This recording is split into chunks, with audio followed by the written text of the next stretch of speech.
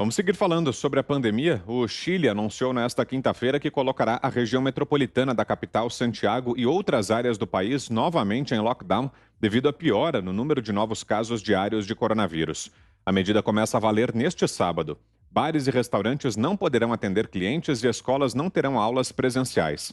Haverá proibição de reuniões sociais e toque de recolher das 10 horas da noite às 5 horas da manhã. Atividades ao ar livre serão permitidas só das 5 às 9 da manhã, no fim de semana, das 5 às 10 horas.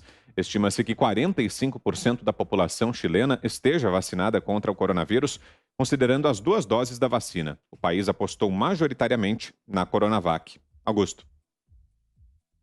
Olha aqui, em Israel, eles estão abrindo, depois que a vacinação atingiu um índice alto, e a vacina usada foi preponderantemente a da Pfizer, né?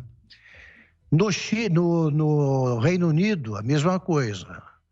A Inglaterra, lá os pubs estão abertos, estão relaxando essas medidas aí, de medidas preventivas, confiando na vacinação. No Chile, e compreensivelmente, pelo número de casos que tem subido muito e pelo número de óbitos, no Chile está acontecendo o contrário. Então, alguém precisa explicar o que houve.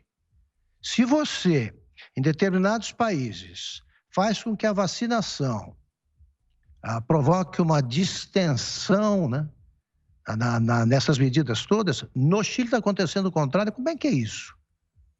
Tem que haver uma explicação. Eu não estou aqui querendo semear a dúvida entre quem tomou, os que tomaram a Coronavac, porque eu sou um deles. Eu prefiro que as coisas deem certo, porque eu não sou maluco. Não torço, não sou do quanto pior, melhor, não. Pelo contrário. Agora, eu quero saber como é que eu devo me comportar.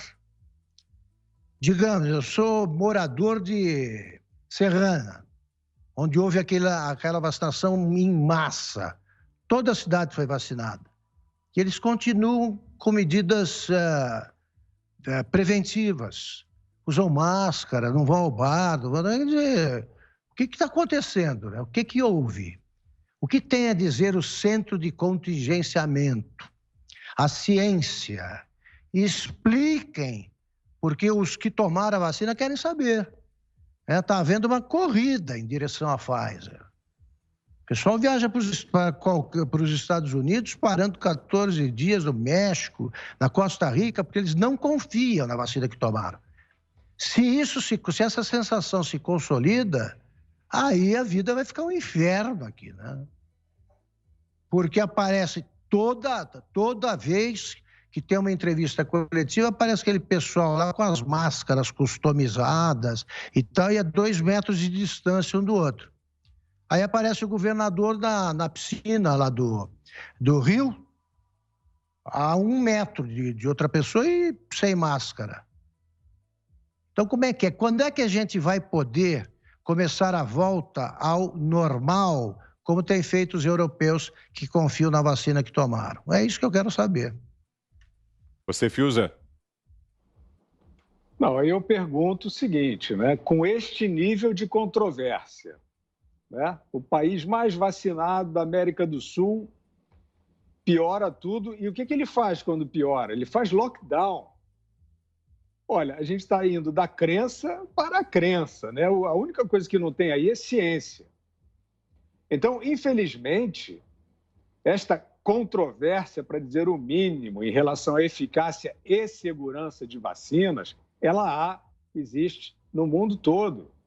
O caso da Índia é um caso eloquente, um país também altamente vacinado, produtor de vacina, e o período da vacinação coincide com uma piora.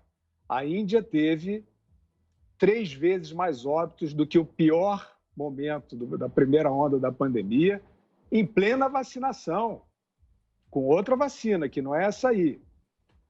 O Bahrein, são vários casos, mas a gente cita o Uruguai, o Bahrein. O Bahrein é Pfizer, né? Vacinou, sei lá, quase metade da população. duplicaram duplicou o número de óbitos em relação ao pior momento também da primeira onda. Eu não sei de nada. Eu sei que o Texas, por exemplo, agora que Ana e eu também citei recentemente, para falar de lockdown, etc., é um estado que não está entre os mais vacinados dos Estados Unidos e tem, sem lockdown, né, com as restrições suspensas praticamente, bons resultados na redução de casos e de óbitos. O que eu quero dizer, Vitor, é o seguinte: estamos, no mínimo, numa grande controvérsia em relação ao que se chama de imunização. Agora, e aí? Nós estamos caminhando para quê? Para obrigatoriedade. Para obrigatoriedade das pessoas inocularem essas substâncias controversas. Como pode? Onde é que está a racionalidade? Onde é que está a ciência nessa medida, né? Nesse princípio? Então é isso. Certificado Covid, passaporte Covid. Está se criando uma cidadania de primeira classe de vacinados. Está, na prática, se criando. Sem saber, né, que salvaguarda é essa. Já disse e vou repetir, a confirmação de eficiência, de eficácia e segurança dos principais imunizantes do mundo, lavrada pelas autoridades sanitárias, né, como compromisso, se dará daqui a alguns anos. Nós estamos numa fase experimental, chamada emergencial. Eu não sei se essa ação de emergência está sendo positiva, nem isso eu sei. Né? Temos alertas, já citei aqui, Prêmio Nobel de Medicina francês, o virologista Luc Montagnier. Ele fala sobre essa tecnologia do RNA mensageiro como potencialmente danosa a longo prazo. Isto é um postulado de uma fonte importante, que nós não sabemos se está certo ou está errado. Mas como é que, com tanta dúvida, você caminha para criar uma obrigatoriedade, uma cidadania de vacinados? Esse eu acho que é o ponto mais aterrador dessas supostas políticas, né, sanitárias, e eu espero que, a tempo, o mundo acorde para isso e perceba que precisa conhecer muito mais desses supostos imunizantes para sair vacinando todo mundo e para ver o que acontece no final. Você chamou, Augusto? Eu queria só dizer o seguinte, a pergunta que eu faço, que eu preciso ver respondida é a seguinte: se um grupo de 10 pessoas vacinadas, tá, com primeira e segunda doses, quiser se reunir, tá, só os 10, todos vacinados, se eles se reunirem para uma confraternização, existe algum risco? Se houver, pode parar com esse papo aí de vacina como salvação. Pode parar.